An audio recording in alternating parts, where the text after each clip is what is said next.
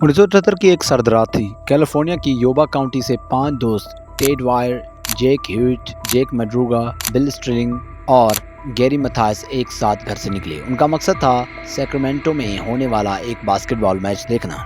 ये एक आम सा सफ़र लग रहा था। खुशी खुशी वो अपनी कार में रवाना हुए, लेकिन उस रात के बाद वो सब गायब हो गए। ना वो घरों को वापस पहुंचे और ना उनकी कोई खबर मिली। दिन गुजरते गए, हफ्ते बीत गए और फिर शुरू हुआ एक ऐसा सिलसिला जो आज तक हल नहीं हुआ।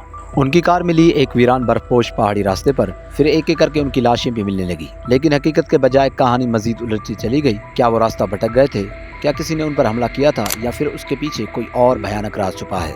इस इंसिडेंट को दुनिया यूबा 5 के नाम से जानती है। सच बताओ की वीडियो में एक बार फिर से खुशामदीद, जहाँ हर बात होती है सच के साथ। तो पांचों दोस्त जब मैच देखने के बाद वापस घर को निकले तो वो कभी अपने घरों को ना पहुंच सके। 2 दिन बाद पुलिस को इत्तला मिली कि एक नीली कार बर्फ से ढके पहाड़ी इलाके में खड़ी है। ये वही कार थी जिसमें वो 5 दोस्त सवार थे।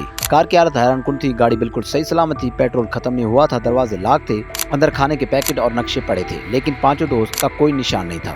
पुलिस हैरान थी, अगर कार खराब नहीं हुई तो उन्होंने फिर कार को क्यों छोड़ा? तो कार एक ऐसे रास्ते पर मिली जहां से किसी का गुजरना तकरीबन नामुमकिन था। ये वीरान पहाड़ी सड़क बर्फ से ढकी हुई थी और सबसे करीबी गांव भी मीलों दूर था। सवाल ये पैदा हुआ कि 5 दोस्त वहां तक पहुंचे कैसे, क्योंकि ये रास्ता उनके घरों से मुखालिफ की तरफ था। पुलिस ने करीबी इलाके में तलाश शुरू की, लेकिन बर्फ और सर्दी की शिद्दत के बायस कोई कामयाबी न मिली। वक्त गुजरता गया, महीने बीत गए। फिर जून 1978 में जब बर्फ पिघलना शुरू हुई तो उस राज के नए और खौफनाक चैप्टर सामने आने लगे। सबसे पहले पहाड़ के एक कच्चे रास्ते पर एक इंसानी लाश मिली। ये जेक ह्यूट था। उसकी लाश जुज़वी तौर पर जानवरों ने नोच डाली थी।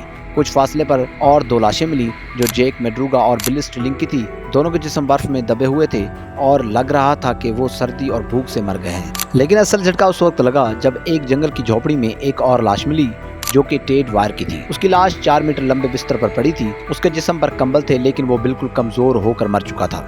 डॉक्टरों ने अंदाजा लगाया कि वो मरने से पहले तकरीबन 13 हफ्ते तक जिंदा रहा। झोंपड़ी के अंदर हैरानकुन चीजें मौजूद थी, खाने पीने के डब्बे, माचिस, हीटर और लकड़ियां, लेकिन उनमें से कुछ भी इस्तेमाल नहीं किया गया था। तो टेड भूख और सर्दी से मर गया। हालांकि उसके आसपास जिंदा रहने का सामान मौजूद था, लेकिन उसने इस्तेमाल नहीं किया। तो अब तक 4 लाशें मिल चुकी थी, लेकिन 5वां दोस्त गैरी मैथायस कहीं नहीं मिला। ना उसकी लाश मिली, ना कोई सुराग। गैरी मैथायस के गायब होने ने कहानी को और मजीद पेचीदा बना दिया। कुछ लोग मानते हैं कि शायद वो जिंदा बच निकला, या शायद वही बाकी 4 दोस्तों की मौत का जिम्मेदार था। तो ये मिस्ट्री आज तक जिंदा है, क्योंकि सवालत के जवाब आज तक नहीं मिल सके।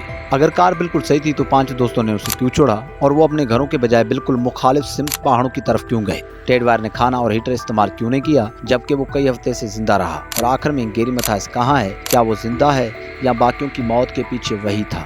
तो इस इंसिडेंट को लेकर हर किसी का अपना पॉइंट ऑफ व्यू है। कुछ लोग कहते हैं कि 5 दोस्त गलती से रास्ता भटक गए और बर्फानी तूफान में फंस गए, और कुछ का मानना है कि शायद किसी ने उन पर हमला किया या जबरदस्ती उन्हें वहां ले जाया गया, और कुछ का कहना है कि गैरी मैथायस ने उन सबको मारा है, क्योंकि गैरी की लाश कभी नहीं मिली, इसलिए बहुत से लोग समझते हैं कि वही इस राज की कुंजी है।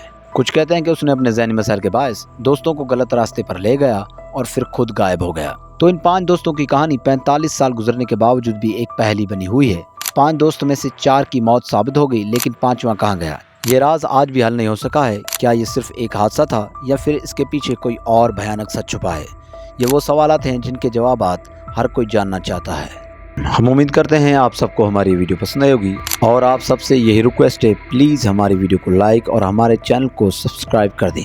हम मिलते हैं नेक्स्ट वीडियो में, तब तक के लिए अल्लाह हाफिज़।